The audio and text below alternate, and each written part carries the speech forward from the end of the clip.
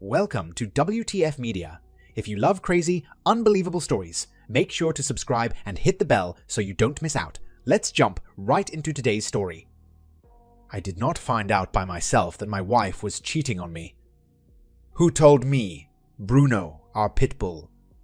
There were some burglaries in our neighborhood, and my wife wanted to get a dog for protection. I was dead set against it. Thank God my wife prevailed. I demanded that she have the dog professionally trained. I wanted him totally under our control. He did well. With practice after practice, we were able to teach him to intimidate any strangers, and yet how to act towards people we considered good guys. He would attack on command and withdraw on command. This story involves me, Stephen, my wife Candy, her lover Josh, and our dog Bruno. Candy and I had been married for 5 years and were planning to have children soon. Prior to the night in question, I would have said we were a happily married couple. That was because I was totally in love, but unfortunately completely clueless. It happened one Wednesday night, my bowling night. Just as I was ready to leave the house, there was a man at the door. I inquired as to his business. He stammered that he worked with my wife and he was supposed to pick up some papers related to a project they were working on together. My wife was the public relations director for our mayor. He said he was the mayor's liaison with the city council. I invited him in. Something seemed wrong. Actually, several somethings. First and foremost, Bruno did not growl or bark at him. He went up to Josh, who rubbed Bruno's head. I asked Josh, "Candy is really proud of the way she has decorated the house. I'll be glad to show you around if you haven't seen it before." Josh quickly responded, "No, I've never been here before." That did not compute, given Bruno's friendly greeting. Candy shortly joined us and looked shocked at seeing Josh and I standing together. Her silence was full of tension. Josh spoke up, "Candy, I came by to pick up the Anderson project papers. I'm sorry to bother you at home. I'm glad I finally got to see the house you've talked about. I'm really impressed with how you have decorated it." Candy looked relieved and said, "Oh yes, the Anderson project papers. I'll go to my home office and get them. It may take me a minute to put them together." She left us, but shouted back to me to offer Josh a drink. After getting us a couple of iced teas, I broke the awkward silence. "So, is that the big project that has had Candy working late on the last few weeks?" "Yes, it's a priority for the mayor. When he says, 'jump,' we say, 'how high?'" Josh tried to laugh, but it was too strained. I followed with typical questions about his family and found out he was married with one 6-year-old boy. I told him that Candy and I were about to start a family. He said he knew. Candy brought out one of those colored manila folders with some papers in it and handed it to Josh. Everyone looked at each other like no one knew what to do next. Finally, I said, "Josh, you have to move your car so I can get my car out of the garage." He apologized profusely and headed for his car. Josh quickly backed out and pulled away. I followed soon after. I didn't go too far. First, I called my bowling team captain, Ernie, and told him I could not bowl tonight. He said not to worry, as the new guy, Bernard, in finance, had come to see if he could bowl as a substitute. Ernie informed me that if the new guy was any good, he would replace my sorry ass. I pulled out onto the street that led into our neighborhood and took the first left onto the next street over. There was an alley leading from that street to our street that passed by our house. I pulled into the alley, making sure my car was not visible from our house. I waited. In about 10 minutes, I saw Josh's car pull back into our driveway. I went to a window of our living room, which I remembered I had opened earlier to let in some fresh air. This is what I heard. "What the hell? Are you stupid, crazy, or both? You were not supposed to come until 7:30, Candy asked. "I'm sorry. I thought you said 6:30, he replied. No, I said my husband leaves at 6:30 to go bowling, Candy answered. I'm sorry, okay. Do you think he's suspicious? He asked. I don't think so. He's very trusting. Plus, he's so jacked up about having kids that he would never divorce me even if he did catch us. But, still, I don't want him to find out about us, Candy replied. So, are we going to continue see each other after you have a kid? He asked. No way. We can enjoy each other for a little while, but once I'm off the pill, we're done. I love my husband. You're my last chance to have a different banana before I become loyal again, Candy answered. So, tonight are we going to? He asked. We might as well, but I'm going to have a stiff drink before I am ready for your stiff banana, Candy replied. After they both enjoyed a drink, they headed up to the guest bedroom. Bruno tried to follow, but was told to stay downstairs. I'm not an impulse kind of guy. I left and went to a local bar to contemplate what to do next. When I thought about a divorce, I remembered how much Candy's father, Frank, had insisted on a prenup. Candy was more against one than me. She won. He was afraid that some man would cheat on his daughter just like his wife had cheated on him. Frank was a big, rough, intimidating guy. I knew if I told him what was going on, he would never believe me. He would have to see proof himself. Suddenly, an idea hit, and a big grin appeared on my face. Next bowling night, I called Frank. I told him I needed his help on a project in the bathroom across from our guest bedroom. He fancied himself as a handyman, so he jumped at the chance. I told him to come at 7:45. He was informed that there might be a strange car in the driveway. The excuse was that it was a rental, because my car was in the shop. He had a key, so I told him to just come in and go upstairs as I would already be started working. Everything fell into place. I waited until Frank, punctual as ever, went into the house. I followed soon after. In less than 5 minutes, all hell broke loose upstairs. I heard Frank and Josh struggling and Candy shouting, "No, no, please God, no!" I joined the group. Frank volunteered to talk first. "Stephen, I am so sorry that you have to find out your wife, my daughter, is a worthless slut. If you feel you have to divorce her, I will not object." Before I could respond, Josh made a move to put on his clothes. I grabbed his pants and took out his cell phone. I asked for his code. It took the threat of kicking him out nude without car keys before he gave in. I let him leave with everything except the phone. Well, I didn't quite let him leave. As soon as he got to the bottom of the stairs, I yelled, "Kill Bruno, kill!" Almost immediately, we heard screams for help as Bruno tore into him. I threatened Candy to be quiet. After a few minutes, I called Bruno off. "From downstairs I heard, you asshole. I'll sue you for this." He didn't get to finish his sentence before I called out, "Bruno!" There was another scream from Josh and the sound of the front door being slammed. I called for Bruno. He came upstairs to us. His face was dripping with blood, and he had a piece of pants material stuck in his teeth. "Good boy. There will be extra treats for you tonight." He knew the word treats and started acting like a puppy in anticipation. Candy whimpered, "Stephen, it wasn't anything. It was only—" I interrupted her. "Please, Candy, you've been caught. Stop with the tired old cheater cliches. I might have been swayed not to burn the bitch, as they say. Sorry, Frank." "Don't apologize," Frank replied. Candy begged, "Surely you're not going to throw me out over this." We were going to start having children. I just wanted one more sex partner before we became parents. "I will be faithful to you from now on.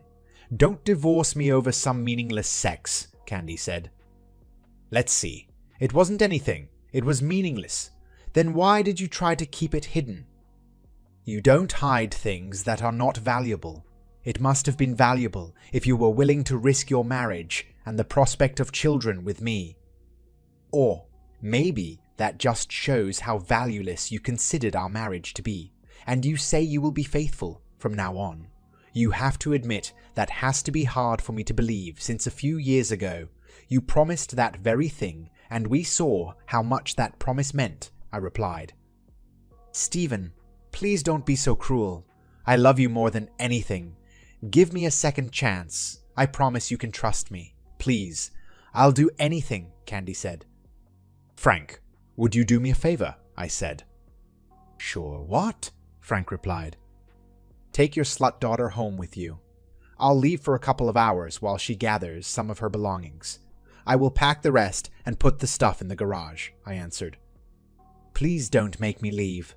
I can stay in the guest bedroom.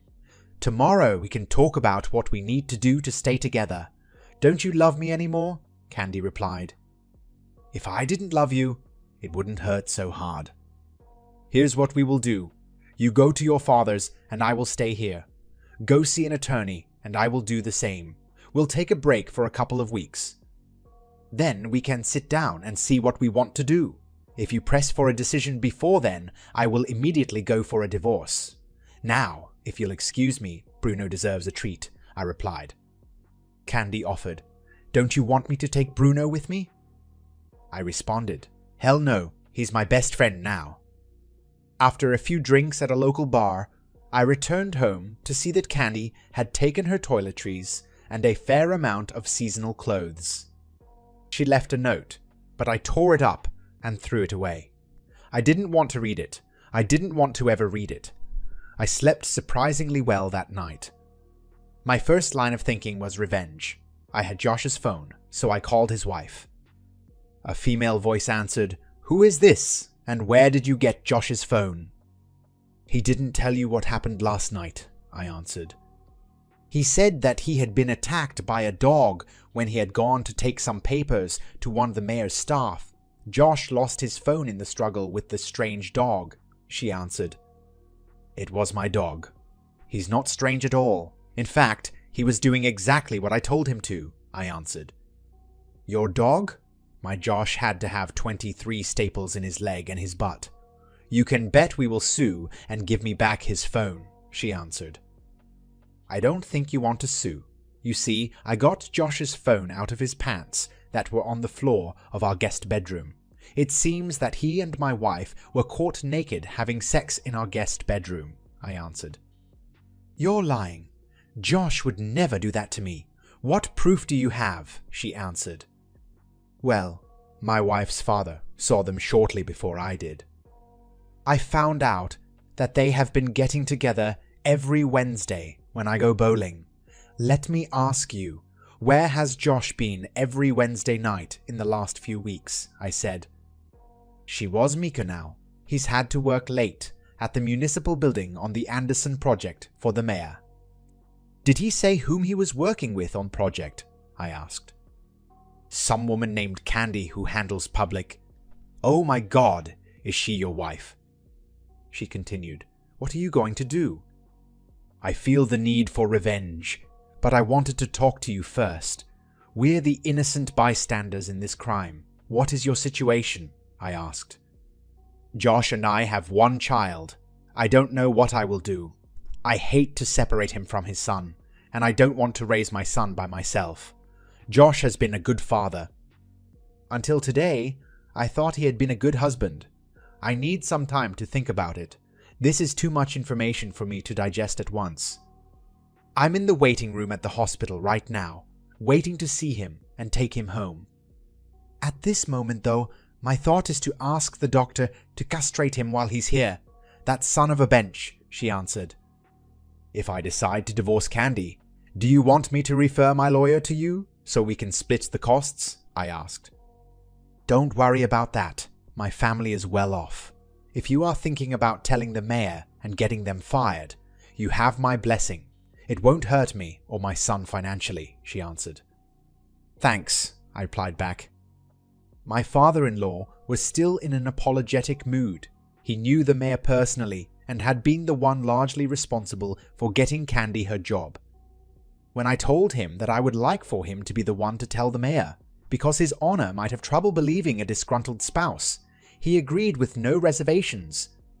He did say that, although he sanctioned the firing vengeance, he was still hoping I might consider staying married to his daughter. He didn't want to lose me as a son-in-law. That meant a lot. "You son of a bench. You got me and Josh fired for one lousy indiscretion. I thought you loved me more than that. What the hell am I supposed to do now?" Candace said. "I'm sorry. Who are you? Surely this is not the wife who committed adultery with a married man who had a child. Are you saying that you lost your job because someone told the mayor the truth? You should know that the truth shall set you free." "Congratulations, you are free," I replied. "All right, don't rub it in. I got a little carried away." "Are you still willing to meet with me in a week or so, or do you want to go straight for divorce?" Candy asked. "At this time, I still want for us to meet. I promise no more revenge until then," I replied. I couldn't help myself, but just so you know, it didn't mean anything. It was just revenge. I paused and then added, "I lied. It felt good." I hung up and smiled. As the time for the meeting with Candy approached, I got more nervous. Every option I considered had advantages and disadvantages. I loved her deeply, but felt betrayed. How could I possibly reconcile those feelings in a continuing relationship? I had no conclusion by the time of the meeting. I hoped an answer would come to me, or she would have a suggestion I would like. Divorce was always a fallback. Candy showed up 15 minutes early for the meeting. She looked fantastic. A little weight loss was evident, but a little was needed. She wore tight pants and a t-shirt that showed she was brayless, and it showed that it was either cold or she was excited as her nipples stood out prominently. She was loaded for bear. "How are you, Stephen? I have missed you so much," Candy asked. "Fine. You look wonderful tonight," I answered. "Look, I am sorry. I apologize for my actions. I will say it as many times as you want. I was stupid, Stephen. I don't know how I could have been so stupid," Candy said. "Offhand, I would say lots of practice helped," I replied. Candy frowned, and I apologized for my snide remark. Candy returned to her earlier tone and responded to my comment on her looks. I wanted to please my man tonight. Make no mistake, you are my man, and I want no one else as long as I live. "I assume you want us to get back together," I replied. "Don't be an asshole, Stephen. I want us to get back together starting tonight as soon as I fuck your brains out. It's time to start making babies. All you have to do is forgive me. I want a second chance. If you truly love me, you will give me another chance. That's what people in love do. I promise not to disappoint you again." She grabbed onto my arm across the table. Every reconciling and forgiving bone in my body was vibrating. If I was going to give her another chance, this was my moment. I just couldn't do it. She thought what I was feeling was a little disappointment. Good grief. I was hurt badly, damaged, devastated, and destroyed. You can imagine why I had too little faith in her promise. I didn't think she had close to a good idea of how much she had hurt me. My proposal to her brought copious tears. Let's go ahead with the divorce. That will give us another 60 days. Maybe sometime in the future I can forgive you enough for us to be together. It's hard to imagine now. I think it would be best if we both tried to move on, I replied. She was extremely upset when she left. I think she thought her pleas would be answered in a different way. Actually, I had an idea, but had not checked it out yet. I called Josh's wife to see how things were going. April said, "We're mending." He went through all the excuses, apologies, and begging for me to take him back. I wanted to believe him, but I was too hurt to trust him. We have started counseling. In addition, my father suggested a postnup. Josh signed right away. Now, if he strays again, I get everything, including full custody of his son, and, if there are any, all future children. That's what's happening with us. I am somewhat optimistic. What about you and Candy? She said. That's another reason for me calling. We had a sit down. Candy was all loving and wanted to move back in. I am having trouble believing she realizes how hurt I was. Then I got the idea that she might understand how hurt I was if you were to tell her how hurt you were, I replied. Wow, that's a heavy-duty assignment, but I can understand how it might help. Let me think about it. If I agree, I will need to prepare my speech. It might help me to just get it all out in writing. Is it okay if I send it to her in writing? I don't think I could face her without wanting to slap her silly, she replied. I told her, no problem, and gave her Frank's address. I also complimented her and Josh about how they had approached solving their problem. April certainly sounded more mature than I had been. In about a week, Candy called me in tears. I just got a letter from Josh's wife, April. She really laid it on me. I had no idea how much Josh and I had hurt her and endangered their family. She must think I am a heartless bitch to do that to an innocent person and a 6-year-old child. I cried and cried. At the end, she said that if this letter had given her any idea of how much I had hurt her, think of what I had done to my husband. That was like someone had thrown a spear through my heart. It wasn't until that moment I began to grasp the seriousness of what I had done to you. If I had my dad's gun at that moment, I wouldn't be alive now. Dear Stephen, I know now why you could not forgive me. I'm too ashamed now to even ask you to forgive me. I doubt I will be able to ever forgive myself now. I just wanted to tell you that I will not fight the divorce, no matter the conditions. You deserve much better than me, and I hope you find her. A couple of minutes passed while Candy cried and Stephen listened. Finally, he said, So, you're giving up on us that easily? I thought, You mean you have given up on us? She replied. I've still got a lot of mixed emotions, but I think that we should put a hold on divorce.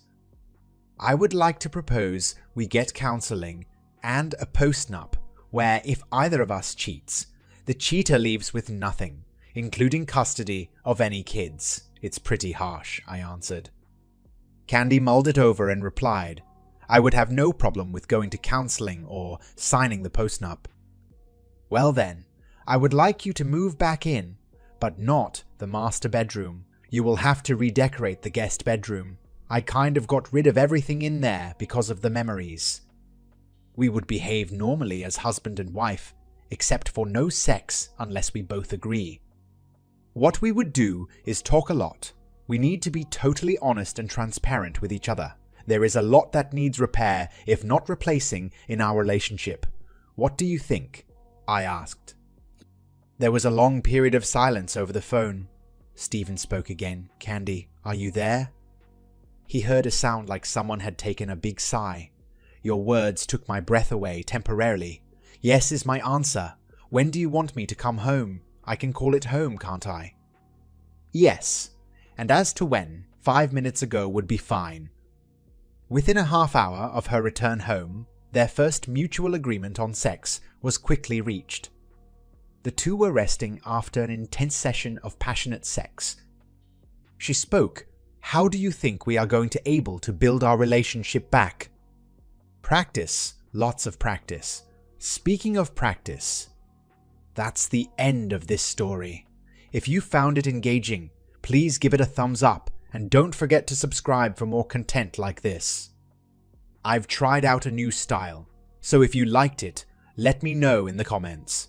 Your support and feedback mean the world to me. Thanks for watching.